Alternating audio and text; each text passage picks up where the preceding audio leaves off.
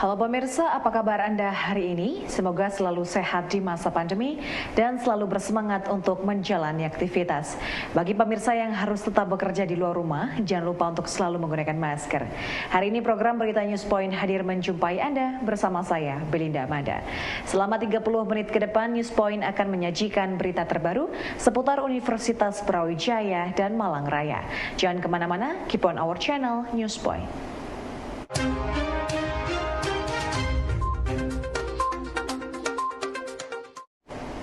Pemirsa, Ali Yatur Roshidah selaku Ketua Kelompok Penelitian Nanomedicine dari Pusat Riset Vaksin dan Obat BRIN sedang mengembangkan nanomedicine sebagai drug delivery for cancer. Hal ini ia sampaikan pada acara talk show dan temu alumni FMIPA UB 2022.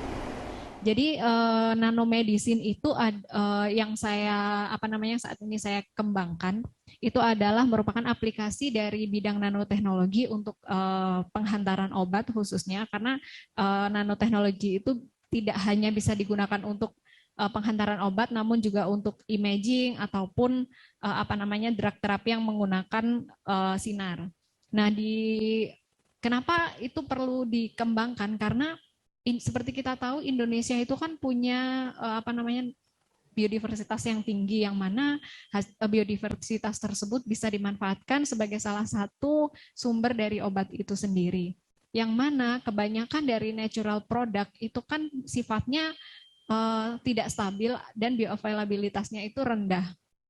Sehingga untuk aplikasi di dalam tubuh itu akan semakin menurun gitu. Sehingga di sini dikembangkanlah suatu teknologi untuk membawa si obat ini supaya aman masuk di dalam tubuh, dan saat ini kami sedang berfokus pada targeting drug delivery for cancer, karena seperti kita tahu penyakit kanker saat ini sangat tinggi ya. Jadi target dari penelitian kami itu adalah mendeliver, jadi membawa si obat kanker ini untuk sampai pada jaringan kankernya. Jadi obatnya itu tidak akan menimbulkan efek samping ke organ-organ yang sehat. Jadi untuk nanoteknologi itu kan sebenarnya sebuah teknologi untuk mendesain suatu material yang ukurannya itu nano, jadi antara 100 nanometer ke bawah. Nah, aplikasinya di dalam pengobatan kanker itu sebagai drug delivery carrier, jadi pembawa obat. Nah, saat ini pengobatan-pengobatan yang sudah ada saat ini itu kan banyak sekali yang menimbulkan efek samping. Contohnya kemoterapi. Kemoterapi itu kan memberikan efek samping negatif terhadap organ-organ yang sehat ya. Contohnya kayak mengalami kebotakan, kemudian masalah sistem pencernaan, kemudian diare dan lain sebagainya. Nah, di sini nanomedicine ini perannya adalah untuk mengurangi efek samping pengobatan kanker. Jadi untuk meningkatkan efikasi dari obat kanker yang sudah ada ataupun obat kanker yang masih baru dan tanpa menimbulkan efek samping. Caranya bagaimana? Yaitu dengan memanfaatkan si nanomaterial. Jadi sebenarnya ada banyak sekali platform nanomaterial yang bisa digunakan sebagai drug delivery carrier. Bisa dari metal nanopartikel, kemudian lipid nanopartikel, ataupun nanopartikel polimer yang berbasis polimer. Saat ini di pusat penelitian saya sedang mengembangkan gold nanopartikel sebagai drug delivery carrier dari andrografolid.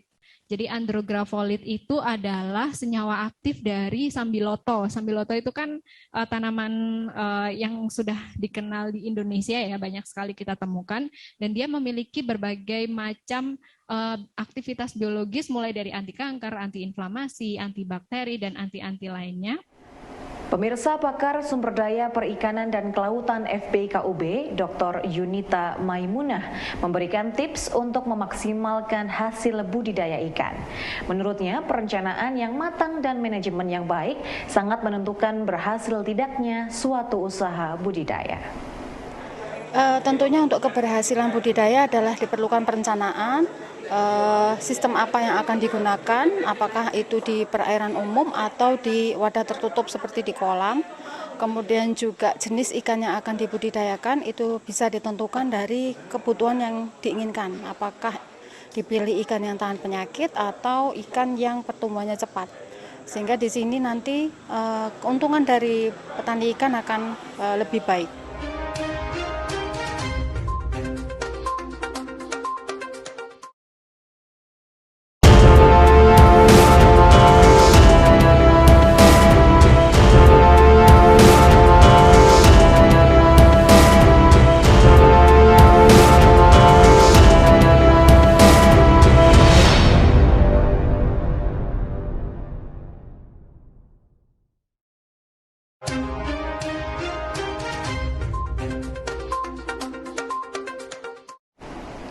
Pemirsa, di tengah gempuran tren yang beredar yang beredar di sosial media, dosen teknik elektro FTUB mengajak masyarakat Ranu Klaka untuk ikut-ikutan viral demi mengembangkan potensi wisata. Masyarakat khususnya warga milenial dan Gen Z sepatutnya diberdayakan untuk turut membangun citra daerah yang bagus dengan menampilkan sisi positif tanpa menyampaikan berita bohong yang berlebih-lebihan. Karena sampai hari ini sudah bagus. Nah, sampai ada penampakan ikan raksasa di danau Ranu Pakis, mungkin Ranu Klaka juga ada. Meskipun itu kalau kita lihat, kita yang tahu sebenarnya ketawa-ketawa aja, nggak seperti itu. Tapi kadang-kadang itu satu berita yang menarik. Tetapi satu hal yang penting, kita jangan bohong ya, tidak memberikan berita hoax. Kalau seperti ini berita muncul ya nggak salah, mungkin muncul mirip ikan raksasa. Tadi ternyata kan sekumpulan ikan, kan boleh itu mirip ikan raksasa. Nah, orang akan datang. Kalau di Malang, di Pujon itu sering penampakan ular besar, gitu ya. Nah, itu membuat orang berhenti. Kalau Bapak Ibu ke Malang lewat Batu, di pinggir lewat dari Kediri, lewat Batu di pinggir jalan itu selalu ada penampakan ikan ular besar. Ya padahal kadang-kadang di situ nggak ada ularnya. Ya ada sih ular besar, ini berapa? Tujuannya apa? Orang berhenti, mau ya sekedar minum, cari makan gitu ya. Nah, itu usaha untuk menarik. Nah, kalau zaman dulu seperti itu. Nah, zaman sekarang itu akhirnya apa? Diviralkan. Nah, viralkan itu adalah salah satu contoh yang di sana ada istilah digital marketing. Nah, apa itu digital marketing? Pokoknya saya ingin menunjukkan punya sesuatu ke semua orang. Tapi dengan menggunakan teknologi zaman sekarang. Teknologi zaman sekarang yang dilipat ke dalam yang Bapak Ibu sebut sebagai handphone. Yang ini biasanya menjadi topik pertengkaran dengan anak-anak di rumah. Ngoten nggih Bapak Ibu? Ndang sholat. Ndang ini bahasanya orang rumah itu ya. Kalau di sini apa? Lagi sholat gitu ya. Ayo cepat sholat gitu ya.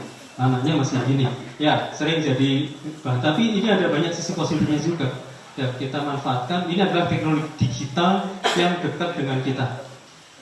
Banyak mudorotnya, banyak juga manfaatnya. Ya, kalau kita mampu mengendalikan, ini akan banyak manfaatnya. Ya, imbang lah. Ada mudorotnya kadang masuk, tapi manfaatnya kadang juga kita dapatkan. Karena tidak mungkin kita menghindari mudorot yang ada dari teknologi ini. Nah, jadi pemasaran digital ya, usaha apapun yang disampaikan.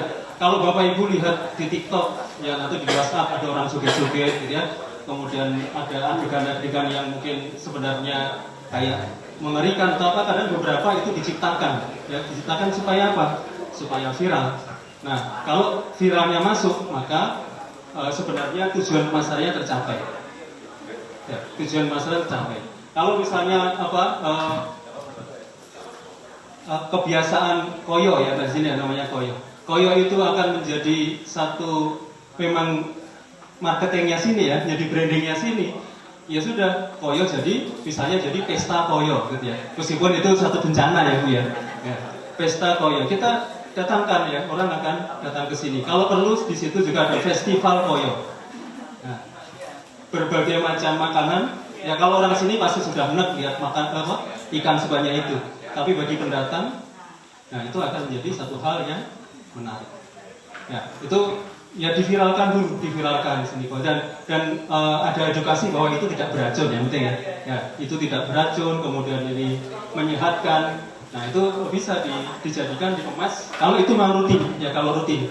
Nah apalagi di sini kan ada pawang koyo, gitu ya tahu. Nah ini 2 minggu lagi ikannya akan naik.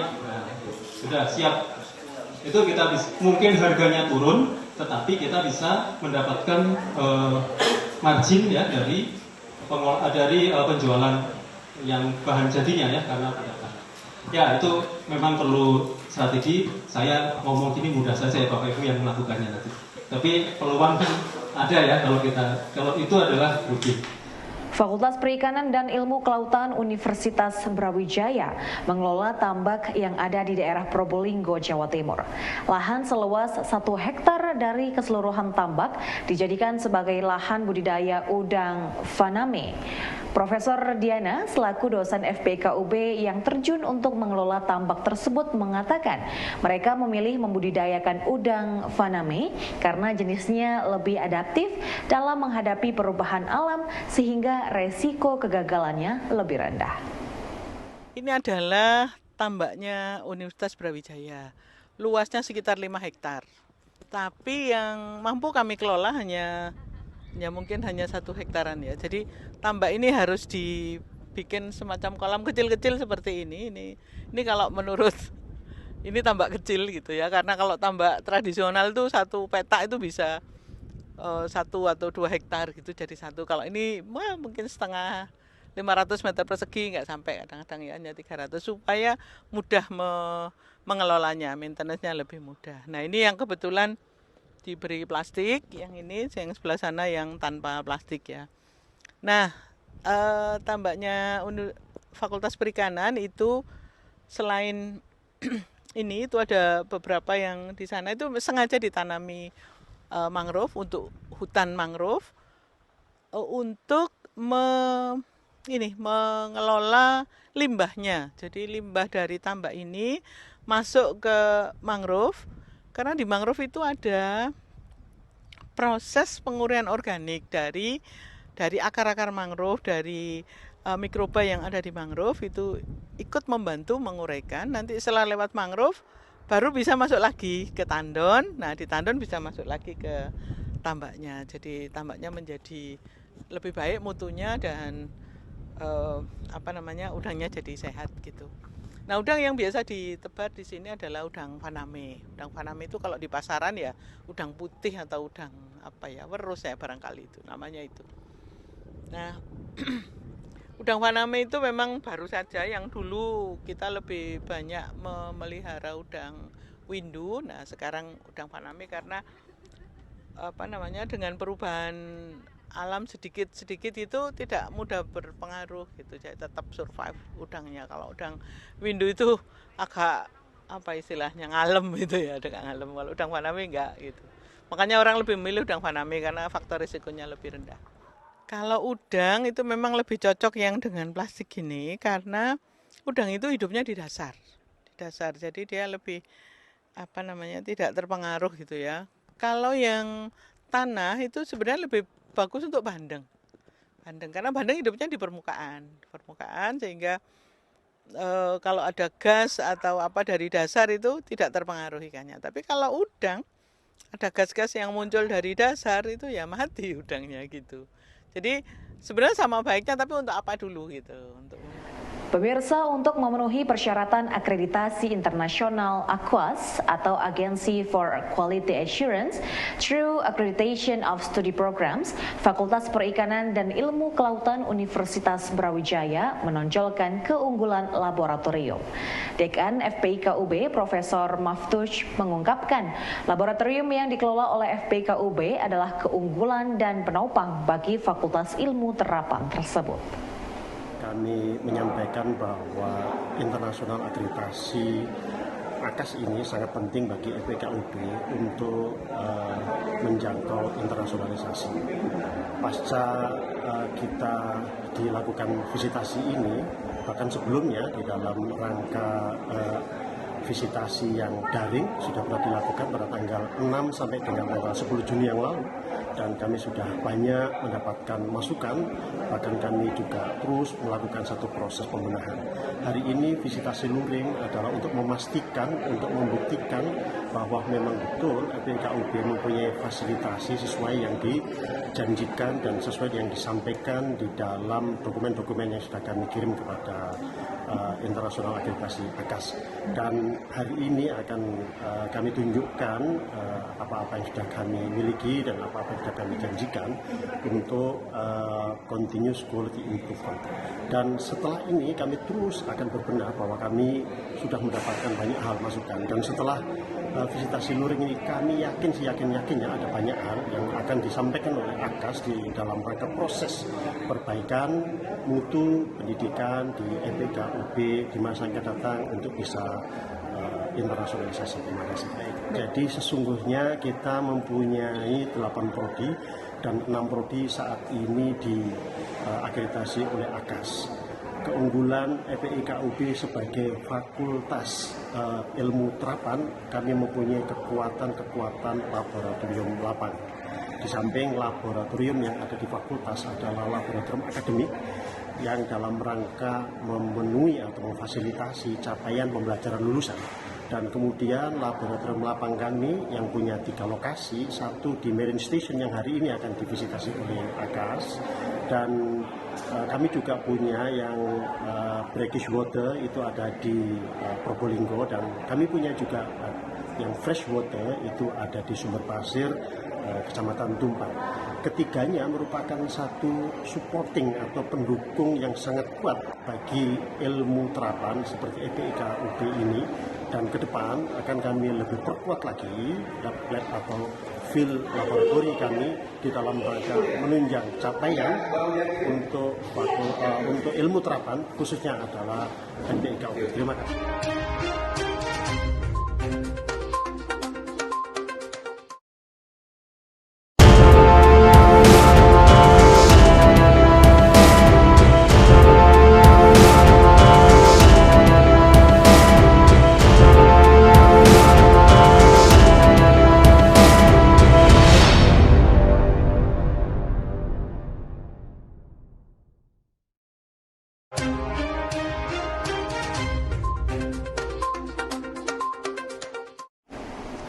Pemirsa, menjadi orang tua anak berkebutuhan khusus tentu memiliki tantangannya tersendiri. Salah satu orang tua dari anak berkebutuhan khusus yang hadir dalam sosialisasi untuk keluarga anak berkebutuhan khusus yang digelar oleh Psikologi Visip UB, Teresia Surati, mengucapkan rasa syukur karena acara sosialisasi ini menjadi bentuk kepedulian untuk mereka serta memberi wawasan baru bagi mereka sebagai orang tua dari anak berkebutuhan khusus. Untuk kami sebagai orang tua sekaligus pendamping anak yang berkebutuhan khusus, kami merasa sangat berterima kasih kalau diperhatikan dari pihak-pihak yang terkait yang memang peduli dengan anak keterbatasan khusus, karena mereka memang butuh ilmu dari orang lain, butuh bimbingan ataupun juga butuh support, dan terlebih butuh apa yang mereka perlukan yang tidak bisa keluar dari dirinya sendiri. Yang mungkin juga selama ini diperhatikan mungkin ada event-event seperti ini, jadi anak saya ataupun orang yang berkebutuhan khusus itu punya wawasan di luar sana, masih ada orang yang peduli, ataupun mungkin juga ada yang setiap kali memperhatikan dengan ada mungkin bantuan walaupun tidak berupa materi, tapi pemikiran-pemikiran ataupun kasih sayang yang mereka berikan ataupun kepedulian apapun juga, itu kami sangat berterima kasih. Semoga bantuan ini bermanfaat dan ada kelanjutannya untuk masa depan untuk mereka-mereka yang sangat membutuhkan pertolongan, bagi orang-orang yang memang ada empati yang lebih dalam dari orang-orang untuk orang-orang yang berkebutuhan khusus ini. Pemirsa, menapaki visi sebagai World Class University, Universitas Brawijaya berkomitmen untuk menjadi agen perubahan ekonomi dengan melakukan inovasi sekaligus agen perubahan peradaban. Menurut Rektor Universitas Brawijaya, Profesor Widodo, sebagai agen perubahan peradaban, UB berpegang pada filosofi Brawijaya yang tertuang dalam 4 pilar utama. Sekarang perguruan tinggi ini dituntut sebagai agen perubahan ekonomi. Artinya apa? Kita harus bisa menghasilkan inovasi. Ya, dan untuk UB, khusus UB ini, di samping agen perubahan ekonomi, kita pengen juga menjadi salah satu universitas menjadi agen perubahan peradaban. Nah, ini Bapak Ibu sekalian. Sehingga tidak hanya ekonomi, tidak ada pendidikan, tidak hanya knowledge, tetapi juga kita menjadi agen perubahan peradaban. Nah, perubahan peradaban yang bagaimana? Ini sesuai dengan filosofi kita. Jadi Universitas Brawijaya itu punya filosofi yang disebut dengan Brawijayan. Nah, ini mungkin belum banyak terekspos ini. Nah, apa itu filosofi Brawijayan? Itu paling tidak ada 4 pilar penting filosofi Brawijayan itu, dan ini menjadi darah kita di Universitas Brawijaya dalam seluruh pengelolaan dan tata laksana yang ada di universitas, termasuk model pendidikan. 4 pilar itu yang pertama adalah kesatuan. Jadi UB ini, warga UB ini merupakan kesatuan seluruh elemen warga Indonesia.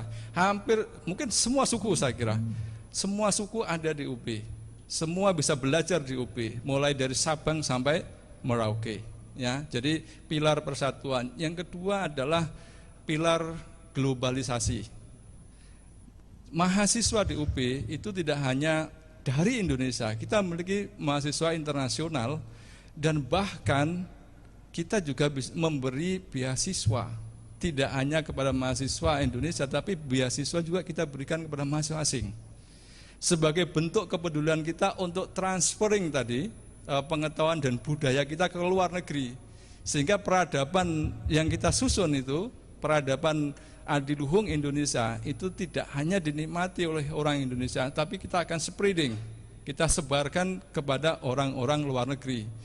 Jadi kita mimpi Indonesia itu seperti zaman Majapahit, jadi budayanya juga akan tersebar sampai luar negeri. Kemudian pilar yang ketiga adalah toleransi. Jadi Bapak sekalian, UB seperti yang disampaikan Pak Dekan tadi adalah satu-satunya perguruan tinggi yang sampai sekarang menandatangani kesepahaman dengan Densus bahwa UB ini tegak menegakkan toleransi. Kita tidak mendukung intoleransi sama sekali dalam segala hal. Dan tidak hanya Densus, kita juga kemarin mulai menyusun kerjasama juga dengan BNPT. Ya, jadi seluruh aspek kehidupan kita, ya kita masuk ke bahwa UB ini adalah kampus toleran terhadap segala hal. Kemudian pilar yang keempat itu adalah pilar kesetiaan dan kesetaraan. Dan UB ini salah satunya adalah kita setara dalam hal gender, ya termasuk juga dengan teman-teman yang difabel. Jadi termasuk UB ini mendapatkan penghargaan internasional sebagai kampus yang ramah teman-teman difabel. Jadi kita juga ada mahasiswa kita yang dari difabel dan kita ramah terhadap difabel. Kita mendapatkan penghargaan internasional. Demikian juga kesetaraan, saya kira kesetaraan dan kesetiakawanan, bahwa kita tidak ingin ada elemen bangsa, anak bangsa yang tidak bisa sekolah di UB gara-gara tidak punya uang. Sehingga sistem UKT kita sistemnya adalah grading, tergantung dari pendapatan orang tua siswa. Dan kita juga banyak yang teman-teman mahasiswa yang tidak yang free SPP, itu kita berikan. Dan bahkan kemarin saya cek ke WR2 ya, WR2 berapa banyak sih kira-kira anggaran yang teralokasikan termasuk dalam hal untuk pembebasan uang UKT itu lebih dari 44 miliar dalam waktu 1 tahun. Pemirsa, menurut Ika Fitria, Ketua PKM Departemen Psikologi Universitas Brawijaya, saat ini disability awareness di tengah masyarakat sudah semakin meningkat. Begitupun akses terhadap fasilitas di tempat-tempat umum. Hanya saja, menurutnya upaya dalam meningkatkan pelibatan penyandang disabilitas terhadap program kerja di lingkungan masyarakat secara umum masih perlu implementasi yang jelas sehingga nantinya memiliki dampak konkret yang bisa dirasakan langsung oleh masyarakat penyandang disabilitas. Ya, kalau secara umum saat ini mungkin disability awareness yang ada di masyarakat kita, lingkungan sekitar kita ini sudah sangat bagus sekali begitu ya. Jika dibandingkan dengan tahun-tahun sebelumnya, sudah banyak sekali aksesibilitas secara fasilitas juga ya, kita bisa lihat di tempat-tempat umum, taman-taman gitu ya, bahkan juga fasilitas-fasilitas kota gitu ya, yang itu juga sudah ramah difabel. Kita bisa lihat ada trek khusus untuk kursi roda misalnya, kemudian tanda-tanda sign untuk difabel begitu ya, itu sudah ada bagus begitu ya. Tapi memang program-program dan yang sudah dicanangkan oleh pemerintah ini mungkin juga perlu diikuti dengan implementasi yang lebih konkret begitu ya di masyarakat. Artinya itu tidak hanya menjadi program, tapi ada upaya secara konkret bagaimana melibatkan orang-orang dengan disabilitas ini di masyarakat, karena kita tahu masih banyak stigma, label ya, stereotip negatif mengenai orang-orang dengan disabilitas ini, sehingga program-program itu harapannya tidak hanya sekedar bagus di dalam program, tapi juga implementasinya itu nyata, kita bisa rasakan dan bisa melibatkan mereka secara langsung dalam setiap aktivitas di masyarakat ini. Pemirsa, informasi tadi sekaligus menutup perjumpaan kita hari ini. Jangan lupa untuk selalu menyaksikan News Point setiap hari pukul 19.30 waktu Indonesia Barat hanya di UBTV, Televisi Pendidikan Universitas Brawijaya. Saya Belinda Amanda dan seluruh kru yang bertugas pamit undur diri. Tetap patuhi protokol kesehatan, wajib menggunakan masker. Terima kasih dan selamat beraktivitas.